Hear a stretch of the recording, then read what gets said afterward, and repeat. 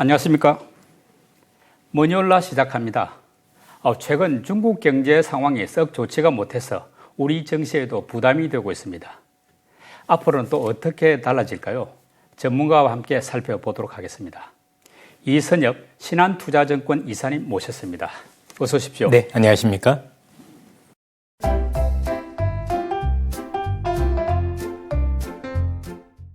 우리 이사님 시원시원한 설명으로 상당히 유명하시더라고요. 아닙니다. 높으시고. 예, 감사합니다. 별명이 장군이시던데 예. 어떻게 해서 그런 별명을 얻게 되었습니까? 이제 항상 야전에 나와서 시장과 좀 호흡하는 게 아마 그것 때문에 그렇게 많이 불러주신 거 아닌가라는 생각이 들고요. 또 제가 이제 애널리스트 생활도 한 20년 정도 했었었고 또 운용도 꽤 했었습니다. 그런데 제가 이제 직접 나서서 더 좋은 보직을 회사에서 제안했는데도 불구하고 저는 야전으로 나가겠습니다라고 해서 그걸 조금 좋게 생각해 주셔서 이런 별명을 붙여주신 것 같습니다. 그 현장감이 높다. 예, 그렇습니다. 예. 오늘 토론도 좀 현장감이 느껴지는 그러시죠. 그런 내용이 네. 되기를 기대해 보겠습니다. 먼저 지금 리오퍼닝 이후에 중국 경제 회복에 대한 기대감이 상당히 컸지 않습니까? 그럼에도 불구하고 수출, 투자, 소비 어떤 면에서 중국의 어떤 지표들이 썩 좋지가 못한데요. 우리 이사님은 이제 중국 출장도 자주 가시고 네. 현장을 많이 둘러보신다고 들었는데 중국 현지 분위기 요즘 어떻습니까? 실제 제가 중국을 이제 120번 넘게 다녀왔었고, 거의 2006년 이후에 매달 가야 나올 수 있는 숫자고요. 실제 그렇게 갔었었고, 최근에 이제 다녀온 바에 의하면 제가 다녔던 모든 횟수 중에서 유일하게 흔히 얘기하는 활동성이 많이 떨어졌었습니다. 보통 우리가 중국 하면 좋든 싫든 간에 되게 활력이 넘치고 그렇죠. 그리고 많은 변화가 있고 이런 것들이 중국의 장점이었는데 최근에 가서 본 중국은 3년 전하고 크게 달라진 것도 없고 또 그때에 비해서 활력이라는 걸 찾기 어려운 뭔가 내가 중국을 보고 있는 게 아니라 오히려 일본을 보고 있는 게 아닌가라는 착각이 들 정도로 굉장히 중국에 대해서 활력도 많이 떨어지고 제가 알던 중국과는 너무 다른 모습이었었습니다. 즉 지표로만 그렇게 나온 게 아니라 실제 중국에 가서 많은 분들도 만나 뵙고 또 교민분들도 뵀었고 또 이제 중국 증권사 애널리스트들하고도 많은 면담을 나눠봤지만 공통적으로 중국 경기가 활력이 많이 떨어졌고 또 전반적으로 많이 어려운 상황이다라는 데 대해서는 이견이 없었던 그런 출장길이었었습니다. 120회 정도 다녀왔으면 상당히 많이 그렇습니다. 경험한 셈인데 그런 와중에도 최근이 굉장히 안 좋은 편이다. 유일했었습니다. 오히려 이건 내가 아는 중국이 맞나 싶을 정도로 생각보다는 굉장히 충격적이었다라고 생각이 들었습니다. 6월 하순이죠. 한 20일 정도로 생각하는데 이제 중국 당국이 대출 우대금리 말하자면 중국의 기준금리죠. 요걸 0.1%포인트 인하해가지고 이제 조금 기대를 했는데 시장 반응은 미지근하더라고요. 그랬으면 다시 한번 이제 하반기에는 좀 본격적인 경기 부양책을 쓰지 않겠느냐 이런 기대들을 하고 있는데 시장에서는 어떻게 보고들 있습니까? 우선은 대출 우대금리 보통 LPR 금리라고 불리는 금리인데요. 이게 5년 만기짜리가 우리가 알고 있는 주택담보대출금리라고 보시면 될 것 같습니다. 그런데 이번에는 중국이 아무래도 경기가 어렵고 경기를 부양하기 위해서는 주택경기 활성화를 위한 정책이 보다 강하게 나와야 된다라는 기대감들이 있었습니다. 그러면 이번에 0.1이 아니라 0.15 내지는 0.2% 정도 나올 거라고 기대를 했는데 실제는 그렇게 나오지 않음에 따라서 시장에서 우리가 알고 있는 기대와는 다르게 경기 부양, 즉 부동산 부양에 대한 기대가 없는 건가라는 우려가 있으면서 시장이 실망을 했다라고 보시면 될 것 같습니다. 중국 현지의 언론이라든가 중국 증권사의 반응을 보면 우리보다는 조금 다른 반응을 보였는데 정책을 좀 아꼈다라는 표현들이 굉장히 많았습니다. 이게 무슨 얘기냐면 중국 같은 경우는 지금 상황에서 경기 부양책을 대대적으로 썼을 경우 사실 부양에 대한 정책 효과가 굉장히 반감되는 시기에 놓여 있습니다. 무슨 얘기냐면 중국이 금리를 많이 내리고 그로 인해서 부동산 경기를 살리고 또 내수를 살리려면 단순히 금리만 내려서만 되는 게 아니라 이 금리를 내린 효과가 실제 정책적으로 효과가 있어야 되는데 지금은 미국과 중국 간의 금리 차가 너무 큽니다. 그리고 그렇죠. 여전히 중국이 금리를 내리고 있는 상황이고 미국은 올리고 있는 상황이죠. 이 격차가 더 벌어지다 보니까 올해에만 이 격차 때문에 중국 채권 시장에서 160조 원의 자금이 이탈을 했습니다. 즉, 현 상황에서 아직도 미국이 긴축을 지속하고 있는데 여기에서 중국이 금리를 더 강하게 내렸을 경우는 사실 중국 시장에서 외국 자금의 이탈을 불러오고 이로 인해서 위안화는 추가적으로 약세로 가겠죠. 중국 돈의 가치가 떨어지게 되면 중국인들 입장에서는 수입 물가가 올라오는 부분들도 부담이 될 것이고 또 돈의 가치가 떨어져 있기 때문에 소비 여력 효과도 되게 약해집니다. 즉 결론돼서 말씀드리면 현 상황에서 부양책을 강하게 쓴다고 하더라도 그 정책적 효과가 굉장히 적기 때문에 중국은 시기를 기다리고 있다라고 얘기를 하고 있고 그럼 그 시기가 언제냐? 결국 미국의 긴축이 끝나야 그러는 시기가 되어야 미중 간의 금리 차이에 대한 부담이 적어지면서 그때 정책을 써야 좀 효과가 있지 않겠느냐라고 하면서 아마도 그렇게 된다면 하반기에 어느 시점에서 미국의 정책 금리 인상이 중단이 되고 또 우리가 보더라도 미국의 금리 인상이 끝났어라는 판단이 든다면 중국이 움직일 가능성에 무게를 두고 있는 상황입니다. 제가 사실 그 질문을 드리려고 했는데 네, 이제 중국 경제가 언제부터 본격 회복하겠느냐 시점을 물으려고 했는데 지금 이사님은 약간은 좀, 미국이 말하자면 긴축을 중단한다는 신호가 나와야 되는 시점이다. 그렇다면 지금 일각에서는 뭐 7월에 하고 중단할 수도 있고 또 9월에까지는 미국이 긴축을 한번 할 수 있다 이야기가 나오는데 그럼 중국의 본격적인 경기 부양 효과는 뭐 적어도 9월은 지나야 가능하다 이렇게 봐야 됩니까? 아무래도 이번에 이제 7월 FOMC가 굉장히 중요하다라고 판단이 드는 게 7월 FOMC 정도가 되면 아무래도 미국의 정책 금리 인상이 한 번 더 할지 아니면 여기서 어느 정도가 마무리될지 윤곽이 드러날 것으로 보여집니다. 그렇게 본다라면 빠르면 8월에도 가능할 수 있다라고 보여지고요. 아무래도 중국이 우리가 생각했던 것보다 더 빠르게 정책을 쓸 수 있다라면 그건 미국의 금리 인상, 즉 긴축 기조가 중단할 수 있다라는 시그널을 받기 때문이라고 볼 수가 있을 것 같고 시기를 특정할 수는 없는 것 같고 결국 미국의 정책 금리 중단이 언제이냐. 현재 저희들이 볼 때는 7월 인상하고 마무리되지 않겠느냐라는 현재 기대를 가지고 있는데 그 이후에 뭔가 본격적으로 쓸 것으로 현재는 기대를 하고 있습니다. 최근 중국 경기 부진한 어떤 근본 원인에 대해서 지금 말씀대로 미국의 긴축 때문에 정책을 쓰지 못하는 면도 있습니다만은 또 미국에서 어떤 보면 중국을 일단 공급망에서 글로벌 공급망에서 좀 배제하려는 그런 움직임도 있지 않습니까? 오히려 이게 더 크게 작용하는 건 아닌지 어떻게 보십니까? 예, 그렇습니다. 사실 경기 부양을 덜 했기 때문에 안 좋다 이렇게 얘기하는 어려운 것 같고요. 근본적인 문제는 역시 부동산 부진이 가장 큰 문제입니다.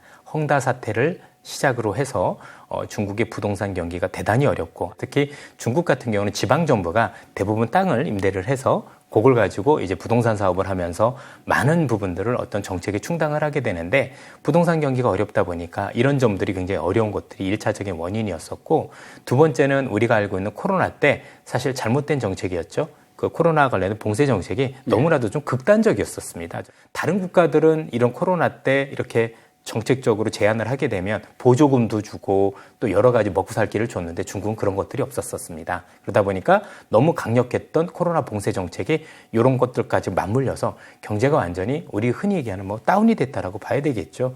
이런 거에다가 지금 말씀 주신 미국하고의 어떤 중간의 갈등, 이로 인해서 공급망에서 배제되는 어떤 그림들, 이런 것들도 동시에 영향을 미치지 않았나. 그래서 한두 가지의 영향이 아니라 여러 가지들이 복합적으로 작용을 하면서 중국 경기가 우리가 생각했던 것보다 훨씬 더 어려운 국면을 맞이하고 있다고 봐야 될 것 같습니다.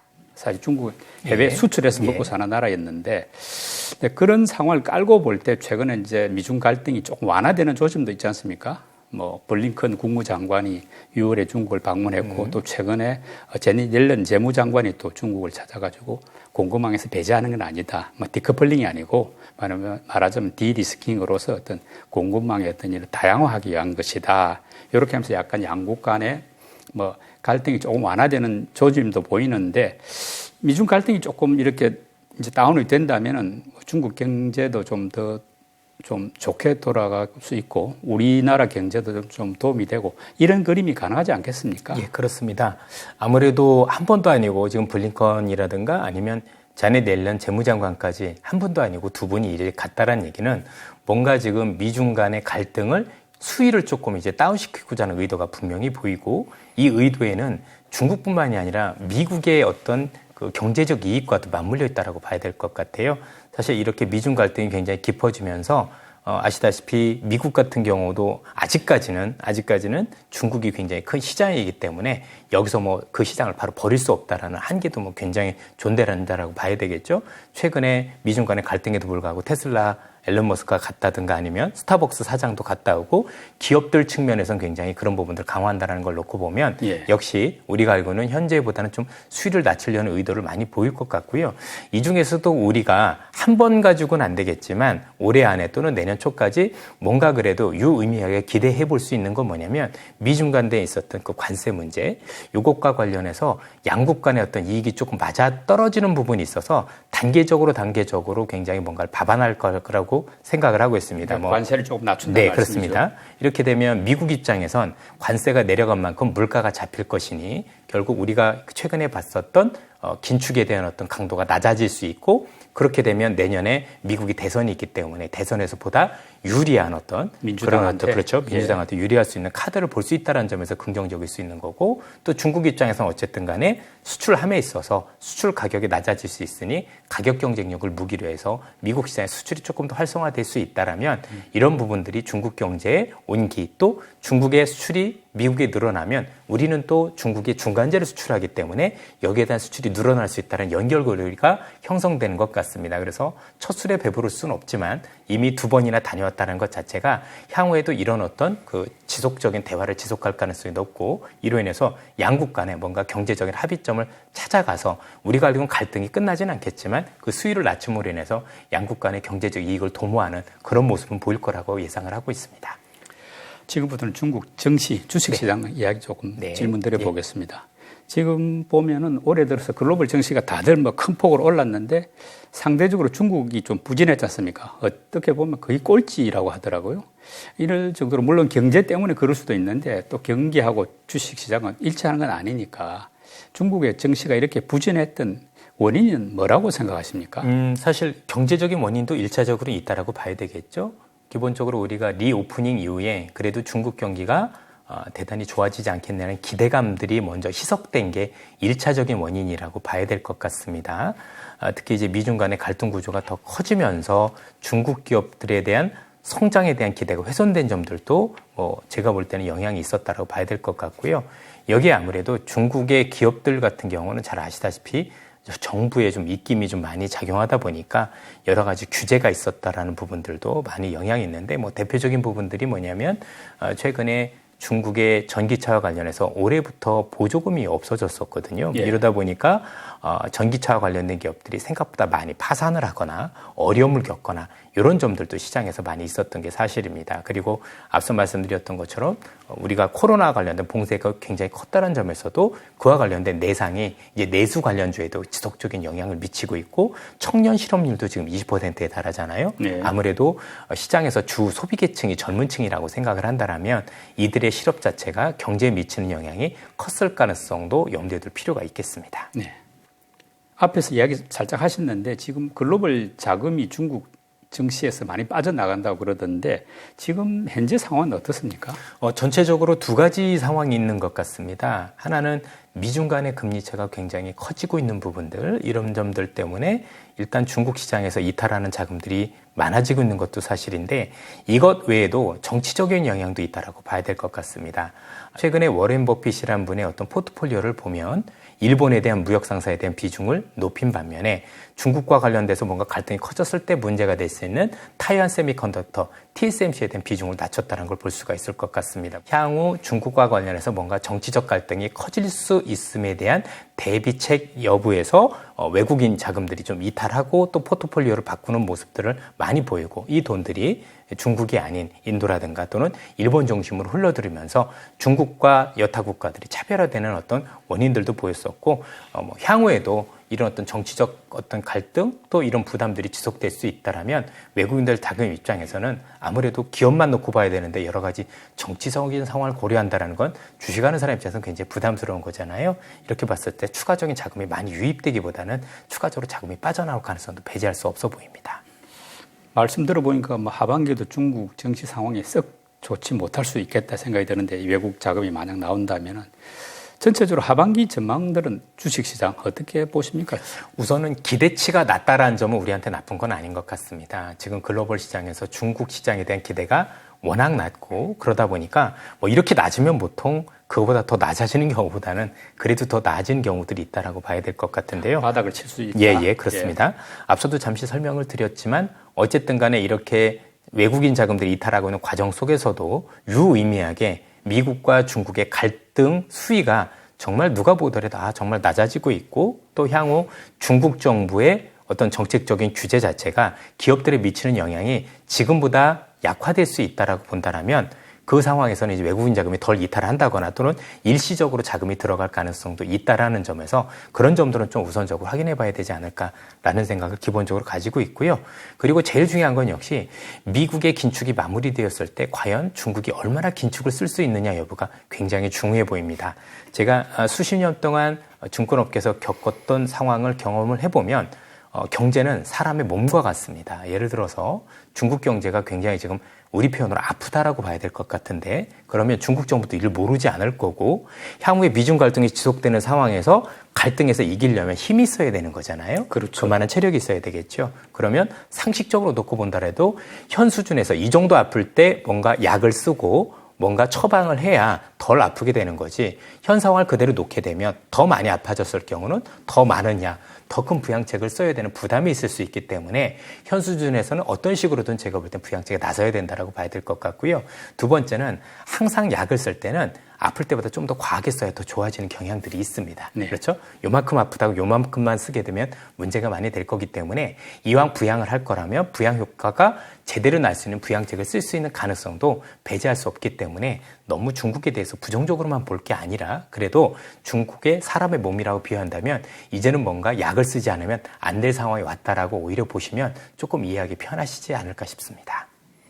어쨌든 중국의 이제 규제 이슈가 정치에는 상당히 좀 부담이 됐던 건 사실이지 않습니까? 그런데 요즘 최근에 분위기가 조금 바뀌는 것 같은데 어떤 뭐 공동 부유를 좀 너무 이렇게 강조하지 않는 듯한 분위기도 좀 생기고 하니까 이렇게 보면은 중국의 어떤 뭐 정책 규제로 인한 어떤 그 약간 악재성 분위기, 요건 하반기에는 조금 완화된다고 봐도 될까요? 전체적으로 규제가 완화된다기보다는 기업들이 드디어 눈치를 채고 중국 당국의 말을 듣기 시작했다는 게 더 옳은 표현일 것 같습니다.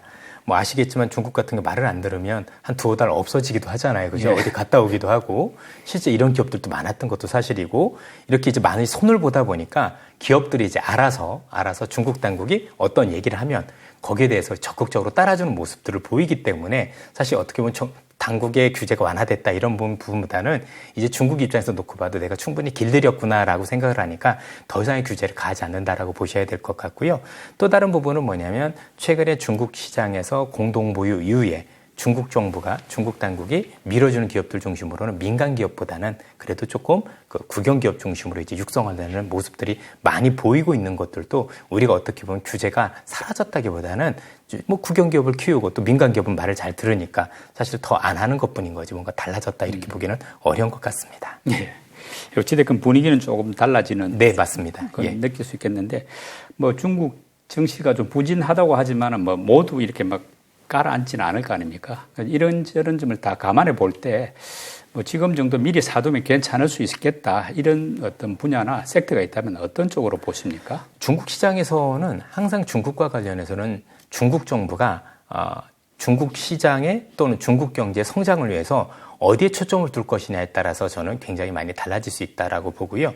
결국에는 중국 내수와 관련된 중국 기업 중심으로 일단 좀 봐야 될 것 같습니다. 향후에 앞서 말씀드린 이제 정책이 조만간 나올 거라고 보여지는데 그 정책을 할 때 단순히 금리만 인하하는 게 아니라 내가 이런 쪽에 대해서 적극적으로 부양을 하겠습니다라는 정책이 나올 거로 보여져요. 가이드라인이 그렇습니다. 있다는 정확하게 말씀이네. 나오고요. 그래서 그 가이드라인에 따라서 그 관련 기업만 사시면 될 것 같습니다. 사실 중국과 관련해서는 올 초부터 저도 사실 중국을 좋게 봤던 입장이고 많이 죄송하기는 한데 어쨌든 그런 상황에서 미리 움직이면 굉장히 좀 난감한 상황들이 많이 벌어지더라고요. 그래서 오히려 발표하고 나서 사도 저는 늦지 않다 이렇게 판단을 하고 있습니다. 예. 또 중국하고 관련된 국내 주식들도 상당히 좋지가 못했는데 네. 하반기에는 그러면 중국에 좀 부양하면서 같이 좀 오를 수 있는 그런 상황으로 봐도 될까요? 이게 조금 애매하다라고 봐야 될 것 같은데요. 제가 중국에 들어가면서 놀랬던 게 뭐냐면 굉장히 큰 비행기를 타고 갔는데 그 비행기에 두 줄에 저 혼자 앉아있을 정도로 사람이 없었습니다. 최근에 중국과 관련한 노선들이 확장됐다가 다시 폐쇄가 되고 있습니다. 그러면 우리가 알고 있는 뭐 일부 이렇게 뭐 변두리 노선이냐 그게 아니고요. 베이징하고 김포공항을 오가는 노선은 굉장히 황금 노선이거든요. 네. 여기가 폐지가 됐어요. 이건 굉장히 의미가 있다. 저도 중국에 가면서 이전에 비해서 중국에 들어가는 허들이 굉장히 높아졌다는 걸 느꼈는데 예전에 비자 발급이 너무나도 까다로워졌고 또 발급이 까다로운 것뿐만 아니라 중국 입국할 때도 절차도 굉장히 복잡했었습니다. 이런 느낌이었었습니다. 내가 꼭 이렇게 와야 되나? 이런 생각이 들 정도로 굉장히 허들이 있었었고 그거는 중국인들이 한국에 오는 것도 마찬가지인 것 같아요. 궁극적으로 중국인들이 한국에 와서 좋아질 수 있는 기업들 같은 경우는 이와 관련된 허들이 낮아져야 될 것 같아요. 즉 중국인들 한국에 올 때 비자 발급도 좀 원활해야 될 것 같고 또 중국에서 단체 관광객이라고 그러죠.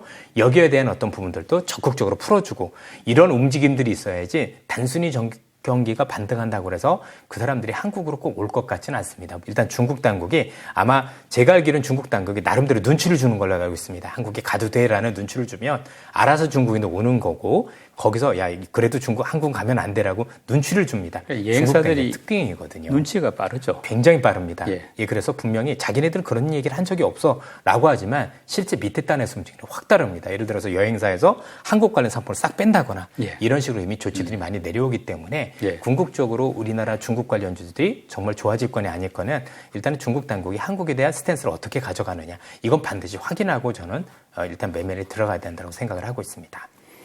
말하자면 이제 중국 리오퍼닝에 기대가 컸던 뭐 업종이라면 뭐 화장품이라든지 그렇습니다. 또 뭐 여행, 뭐 카지노 여러 가지 것들이 호텔, 있겠죠. 뭐 항공도 있었을 거고 그런 업종들이 이제 뭐 또 기대만큼 회복이 안 되니까 지금 약간 부진하고 실망을 했는데 말씀을 좀 하셨습니다만은 결국 어떤 조건이 만족돼야 이런 어떤 업종들, 국내 업종들이 다시 달릴 수 있을까요? 아무래도 정치적인 부분들이 있어야 될 거라고 생각을 합니다.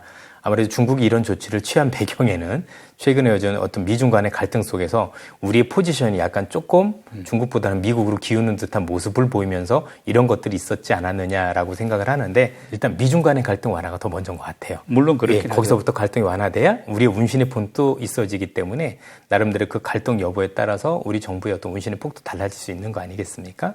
그래서 그 뒤에 보셔도 좀 늦지 않을까. 이 정치적인 부분들이 굉장히 있기 때문에 사실 말씀하기도 되게 조심스럽고 또 결과를 말씀드리기도 쉽지 않은 것 같아요. 그래서 저는 이와 관련해서 어쨌든 확인되기 전에는 우리가 미리 들어갈 필요는 없지 않겠느냐 이런 말씀을 드리는 게 가장 최상의 방법이라고 생각을 합니다.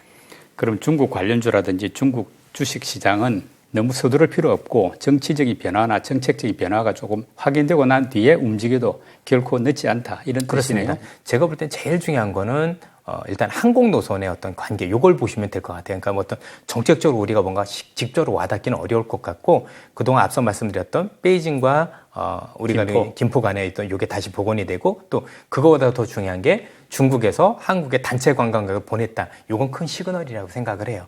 그런 것들을 보내준다라면 유의미하게 접근이 가능하겠습니다. 더 재미있는 건 제가 최근에 중국에 가서 실제적으로 확인해 보니까 하이브리드 차는 늘어나는데 순수 전기차는 생각보다 많이는 안 늘어나고 있어요. 그 이유 중에 하나는 보조금 문제도 굉장히 큰데 2선, 3선 도시 또는 시골만 가더라도 충전소가 없습니다.